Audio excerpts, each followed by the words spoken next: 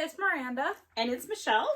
And we are talking today, who's better, the better leader, Captain America or Iron Man? Whew. I know. That's a topic, right? We were thinking about what we were going to talk about this week.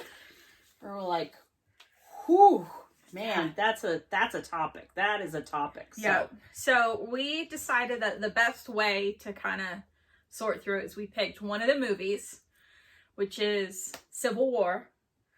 And we're going to kind of, based on that, rather than the full Marvel Cinematic Universe and all the monstrosities that come along with that, right? We'll start with that one movie and kind of go from there. Right. So, Civil War. Give you kind of the quick and dirty version of it. So for those of you that have stumbled upon our channel and might not know about the movie Civil War, Captain America Civil War, or the Marvel Universe, do you want to give a quick 30-second... if you can. I don't know that's possible, but go ahead. It's, so obviously it's the Avengers, right? So all the different superheroes and everything. And it's based off of the previous movie, Age of Ultron. And at the end of that movie, this city or country, whatever, called Sokovia was destroyed by these robots. And the robot had been developed kind of accidentally by Tony Stark. And so Civil War is the United Nations is now like, you guys really need somebody to watch over you because you're just going willy-nilly and destroying whatever is there. And Tony Stark is saying, yeah, we do need some sort of supervision because, we may have the best intentions, but if, this happened, I mean, you need some sort of regulation. Yeah. Right? You need an adult in the room. You need an adult in the room. But yes, you do. You need an adult in the room, right? Mm-hmm. You need someone that is going to watch over these Avengers, right? That these people with superhuman powers are just going to lay waste to whatever they want, right? Mm-hmm. And so someone has to control them. So, and then you have the opposing side, which is Captain America, who feels that, when you take on this role of being an Avenger, you hold yourself to those standards. Right. And that a governing body like the United Nations doesn't understand all of the thoughts that go into it. And so they really shouldn't be able to judge that. This is more of a knee-jerk reaction to one thing that's happened. Yeah. And that if you want people like the Avengers, people like Captain America, people like Iron Man or Thor or anybody else to help in times of crisis, then you can't put restrictions. You can't put restrictions on them, and if you want them to help, that implies you have a certain amount of trust in them, and so you should trust that they know what they're doing and that they're going to be able to moderate themselves, right? But the people who are in favor of the Accords, right, are like Iron Man. Tony Stark is in favor of the Accords. He really feels like, no, I can't. I don't trust myself. We need to be watched over. We need to have some sort of restraint put on us. So we picked this movie because this really kind of shows Iron Man and Captain America and the different leaders that they are, right? And the qualities that make them up. And the people who follow them. Right, and the people who follow them. Because there's very much, in the Marvel Universe, are you Team Iron Man or Team Cap? Right? Yeah. So, that's kind of Civil War in the lowdown. And then the other major part of that is Bucky Barnes, the Winter Soldier, right? Captain America's best friend, gets caught on camera. Like, there's no denying it's him blowing up one of the United Nations building and killing the King of Wakanda. That's right. So, that's part of it is now, okay, well, he's got to be held accountable, right? Because he did it. Like, there's no, you can get into was he in control of himself and all of that. That's a separate discussion. they have him there. So then Captain America goes on to try and save his friend and like all of that stuff. So, but that again leads to you went behind everyone's back to help a war criminal, someone who killed the king of Wakanda. You want to help him and prove that he wasn't in control of himself and all of that. Okay, cool, great. Doesn't change the fact that he did it. That's right. That is right. So really the question here is, what characteristics are there that would make you choose one side or another, right? What kind of a leader is Captain America? What kind of a leader is Tony Stark that would lead them to fall on opposite sides of this issue? Yeah. Right? So that's what we're going to talk about. All right. There we are.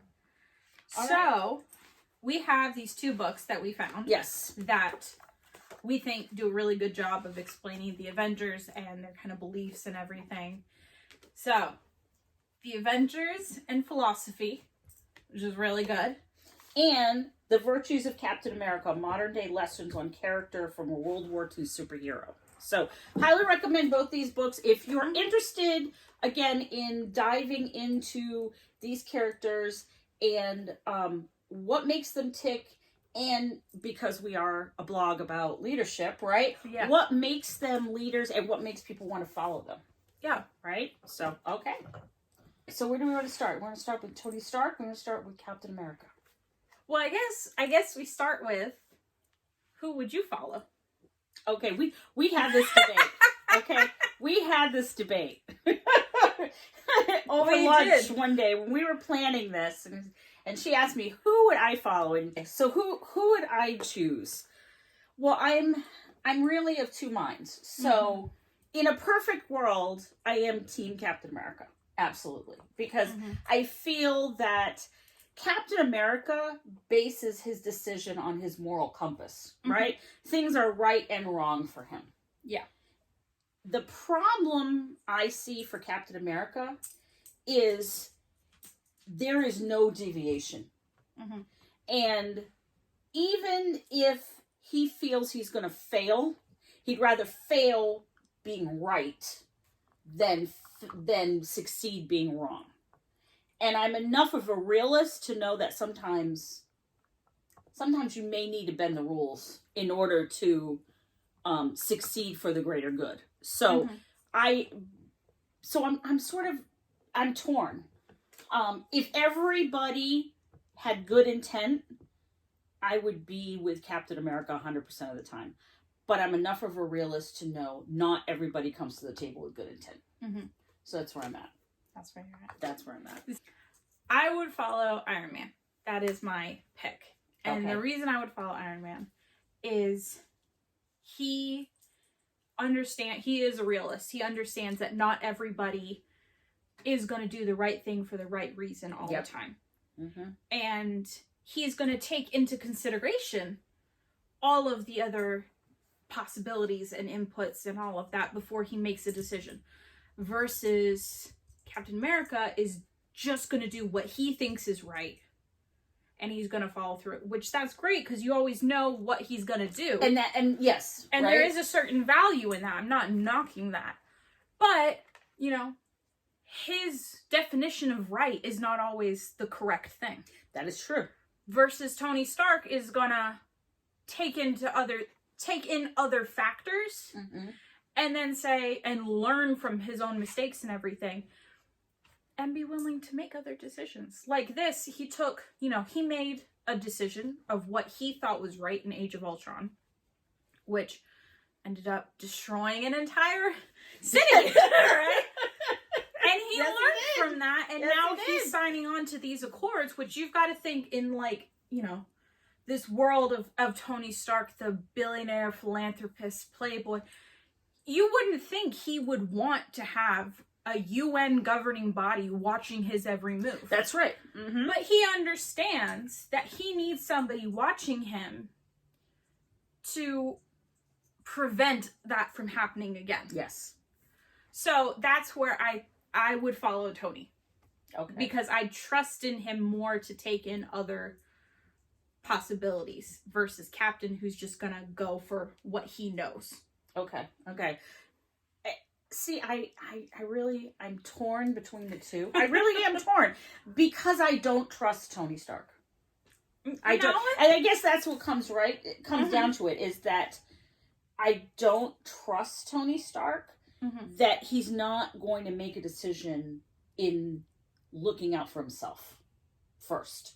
Okay. Right? Fair enough. And so I just want to read a quote here. This I thought that was really interesting because this is a quote from this book, right? The Virtues of Captain America, and it's from the comics, and Captain America is talking to Tony Stark, right? And he's talking about this issue and the Accords, the UN Accords, and all of that, and he says, "We maintain the principles we swore to defend and protect.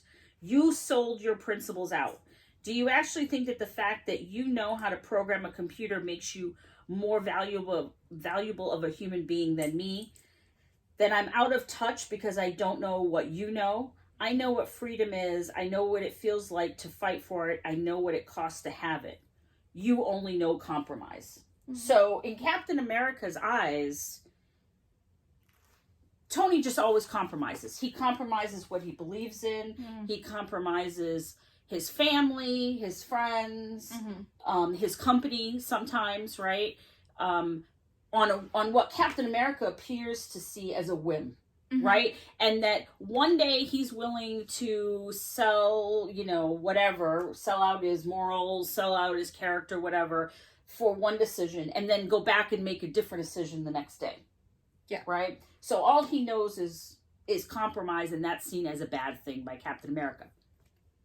But Tony Stark would say, well, yeah, because different decisions have different consequences, right? Some consequences are worth it, some are not, versus, and then you make one decision, and then the next day you learn more information. So then you make a different decision, or you alter your decision. Right. And he doesn't see it as...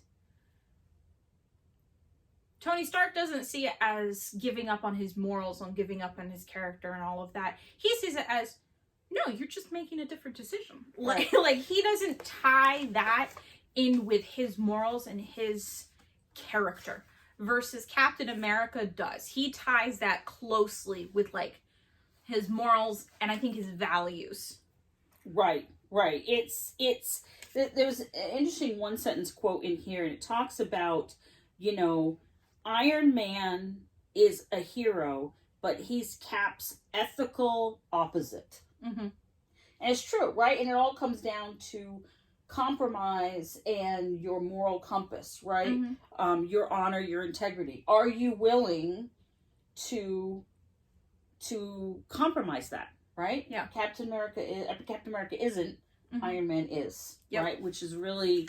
And I think that's why in Civil War, Captain America is very offended by the Accords, because he sees it as an attack on his character and his morals, that you don't trust me to follow through on that. And he doesn't, and Tony Stark sees it more as it's not about trust. It's about having an accountability outside of that, an unbiased accountability, right? It's not about your morals. It's not about your values as a person.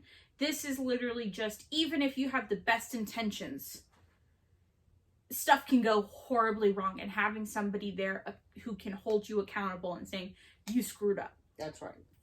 And we were talking about this today before we sat down for this conversation about how we would explain this. And we thought about putting this into everyday life. Speed zones or speed limits in a school zone, right? So most of us know that when you're near a school, the speed limit goes way down, right? So sometimes it's 15 miles an hour, sometimes it's 10 miles an hour, whatever it is, right? Depending on your area. So Iron Man would say, we need those, because not everybody's a conscientious driver, right? Not everybody is aware that, you should slow down because little children may not be able to get out of the road, right? Blah, blah, blah. Yeah. And he would say, you have to put those limits around school zones for the protection of everybody. Captain America would say, no. If you took on the responsibility of getting a driver's license and getting a car and getting behind the wheel, then you take on the responsibility of driving safely in a school zone. And we don't need special laws to restrict how fast or how slow we go in a school zone. That should be the responsibility of the driver. And then if something happens, then that's also the responsibility of the driver. You have to own it. But you shouldn't have extra laws put on you to restrict it, right? So how would that... So we've got both sides of the coin here, right? So how does that look as a leader? You're in a company, you're in an everyday situation, you're in an office, right? We're talking about that too. And how those type of leaders make a decision. So if you had a Captain America in your office, you had an Iron Man in your office, and they're the leaders, what do you think the office setting is like? So what do you think? So you're team Iron Man. So what is an office setting led by somebody like Tony Stark? I think an office setting where Tony Stark is the leader is very fluid, right? He's going to be making decisions based as new information comes in, and he's going to be changing the routes of some of those decisions. And granted, not everything is going to work out perfectly, but he's going to accept that it may not work out perfectly and then kind of redirect and go from there. And I think he would hold people accountable for, okay, you screwed up. This is how much you screwed up. Here's how you're going to screw up less, right? That's right. And I think that's how that would work. Is it the best system? Probably not. But I think you could, in the same way you could trust in Captain America that he's going to stick with his decision, you can trust in Tony Stark that he's going to listen to whatever you have to say and then change course based on that. Change course based on that. Okay. So what would be a negative of that kind of situation? I think the negative would be that he would change course. So you wouldn't have that same stability because maybe he's, too fast at, making decisions. Yeah. Or not making decisions, but at changing decisions. Because, we've all been in a situation where you have a boss who can't stick with one decision and you've got like 10 different things in front of you and like, well, what am I supposed to do? Or you're 2 decisions behind him and catching up, like it wasn't communicated to you in time, right? And so that's the downside of that, right? Versus Captain America, where you know what the decision is, so you can follow through with that all the way till the end because you know what it is. Because that's the office of Captain America, right? That's the leader of Captain America in an office setting would be that he's predictable. You know what he's going to say, right? Yep. And you know the choices that he's going to make, and you also know he's going to follow through with them, right? And we were talking about this earlier, that the office setting of Captain America as your boss would be very much like Extreme Ownership, right? And Echelon Front's books, Extreme Ownership and the Dichotomy of Leadership, right? If something fails, Captain America is going to take that on himself. And he's going to say, okay, this failed. Why? What did I do that made this fail? And how are we going to fix it? Right? Yep. But so the downside to that is Captain America is going to stay the course. He's going to have new information coming at him, but he's made this one decision, and he is going to go with it. Yeah, unless there's just something so massive that comes in, that forces his hand to change course, right? But he's not going to do so willingly. He's not going to do willingly. Because he's made a commitment to one thing. If he's made a commitment to something, he's going to follow through. Even if the company may lose some money, right? Even if it may blow past deadlines. If he's made a commitment, he's going to go through with it. Right? So that's part of the downside to that. we've decided though that's the kind of the office setting, right? Of this that the two, who would they be as leaders in the everyday world, right? So then who follows this kind of person? Why what characteristics are going to make people want to follow Captain America as opposed to Tony Stark? Yeah. So you have on Team Iron Man, you have, obviously, Iron Man. You have Black Panther, right? T'Challa. You have Vision. You have Black Widow, Natasha Romanoff. War Machine, Roddy. All the War Machine fans are going to be just writing to us. And you have Spider-Man, Peter Parker, right? That's Team Iron Man. So then on Team Captain America, you have Captain America.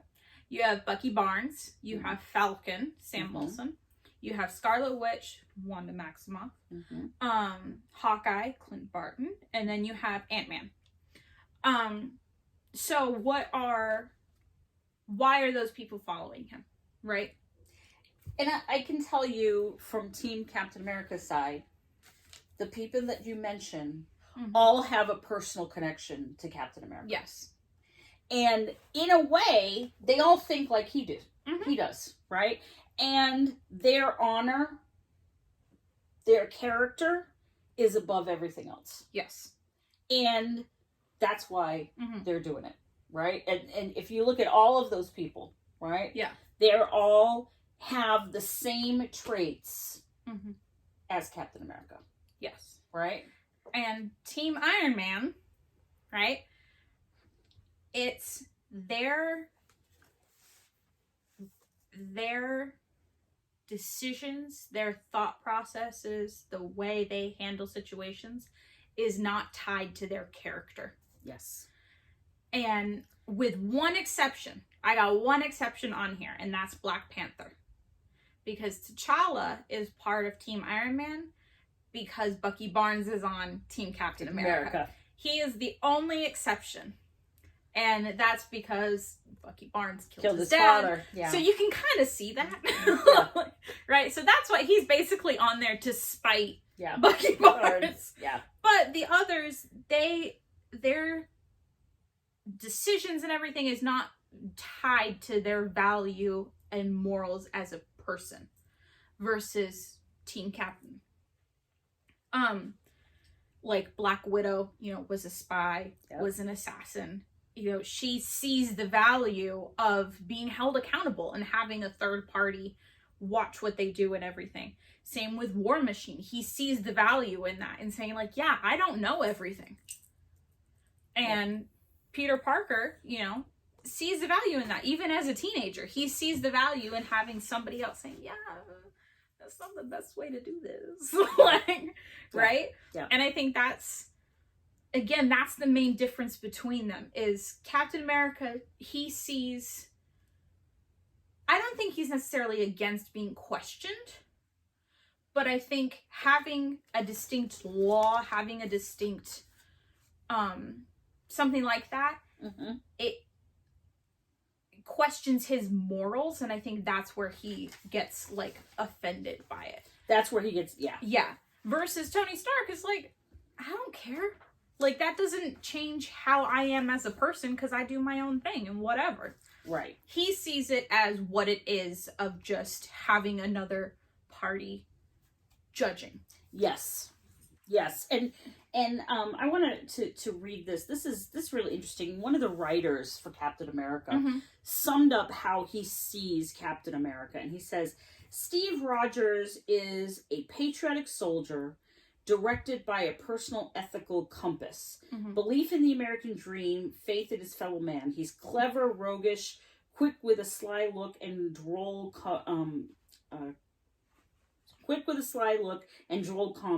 He can punch out bad people and jump through glass. He's the person you wish you were, right? He is that his identity is tied to his character, which is tied to his sense of honor and his sense of right or wrong. It's all in the same package. Yeah. Whereas Tony Stark is separate. Yeah. Right? So the interesting part is, here we go. Here's the big question. What if you work for a company where there's both of these people? That would suck. It would suck, right? Because look, Civil War is based on the fact that these two men clash, right? Because they're two diametrically opposed ways of thinking about leadership, right?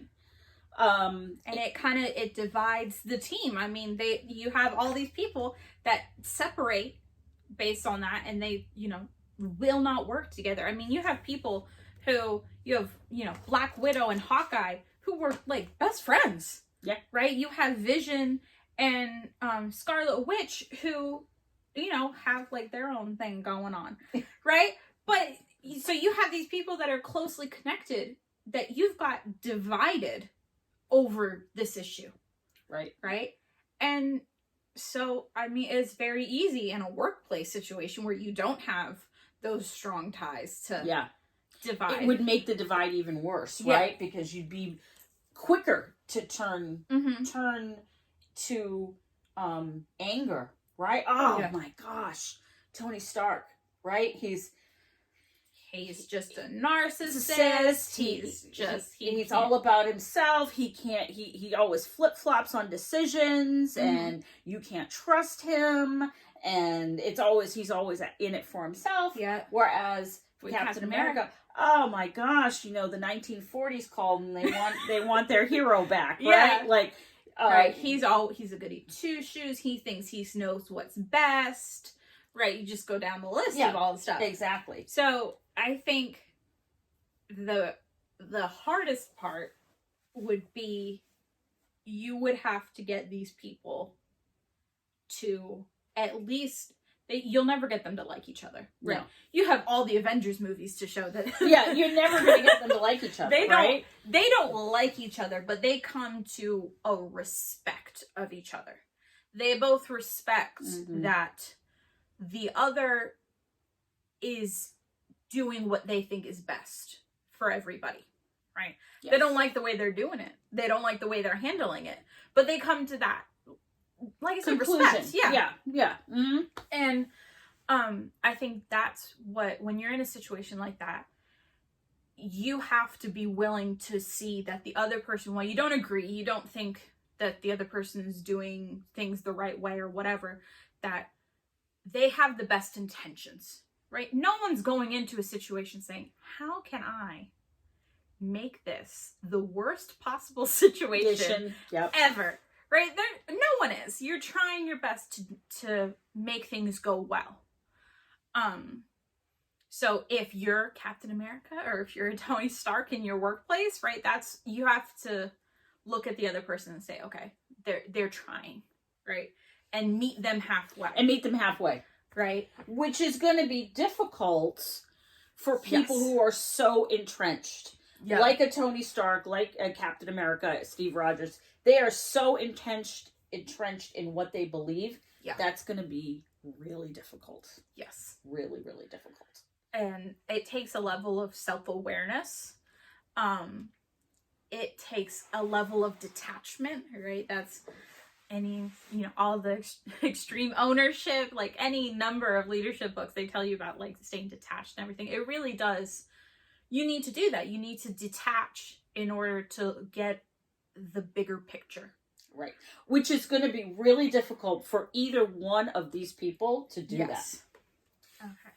So it is going to be difficult for these people to really compromise, right? And I have one more quote here that I want to read, and this is really interesting because the author here talking about Captain America and saying, honor is central to understanding Captain America and his relationships, right? So he talks about the fact that Captain America's honor is tied to everything that he does. And he said, honor is regarded a lot like Captain America himself is regarded by many. A simplistic anachronism in the complex and nuanced moral environment of the 21st century, right? And I think that is probably a good way to describe how Iron Man would see Captain America, right? an anachronism in the complex and nuanced moral environment of the 21st century, right? Yeah. It's no longer, one side or the other, where we have, information bombarding us every second of every day, right? You need to keep taking in this information as you make decisions. And Captain America doesn't see it that way. He sees it as make a decision and then stick with it.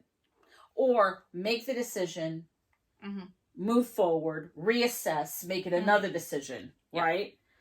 Much like the OODA loop in what we talked about a couple episodes ago, right? Yeah. Whereas Tony Stark's constantly reevaluating even before he follows through with the first decision, right? And I personally can't imagine working in an office setting with two of these people as bosses. Yeah. It would be not pleasant. Horrendous, I think. But if you were, you have to play to their strengths, right? You would have to, okay, well, I'm in a meeting with Steve Rogers. I can't act like I would around Tony Stark, right? I can't be switching decisions or anything like that. I have to follow the strictness. Versus if I'm in a meeting with Tony Stark, okay, I can't act with such strictness and rigidity.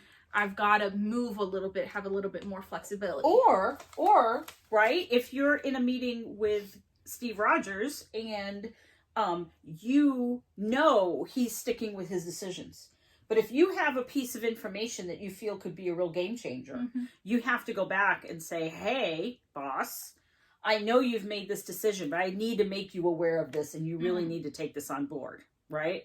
Whereas with Tony Stark, you would probably go into the meeting automatically thinking, okay, what has changed since the last time I talked to him? Yep. What new piece of information don't I know that he's made a decision on, right? So it is being flexible and knowing who you are working with and playing to their strengths. All right. That's Captain America versus Iron Man. Again, let's hold up the books. Excellent reading. Hold on my sticky note. Okay. Excellent reading if you want to explore this a little bit more. And so, final notes. Anything in particular? Other than I would not want to be in an office with both of them.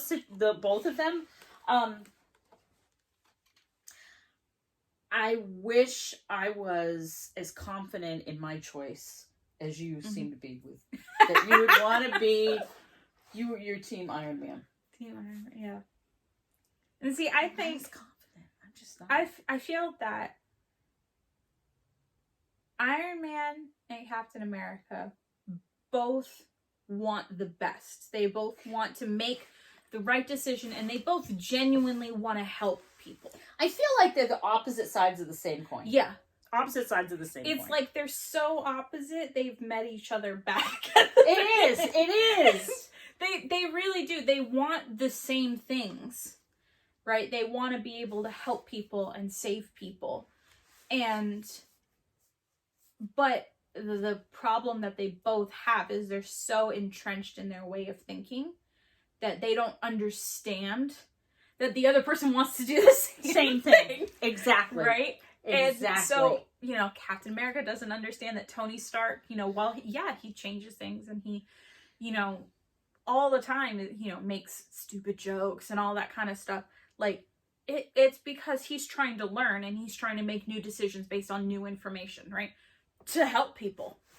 And Iron Man doesn't understand that Captain America is sticking with what he feels is right, and he truly feels that it is the right thing to do. And he's going to follow that through to help as many people as he can. That's right. And Tony Stark's like, what the hell are you doing? Right? But again, it's that they're so opposite that they've met back. They've done a 360. So we're interested to hear what you've got to say. Are you Yeah. Team Captain America? Are you Team Iron Man? Who would you feel more comfortable following? Who would you want as a boss in an office? Yeah. Or, have you tried one or the other of these leadership techniques and you've got some, thoughts about how it went for you? We'd love to hear it in the comments below. Yeah. Let us know. And we'll see you next time. See you next time. Bye. Bye.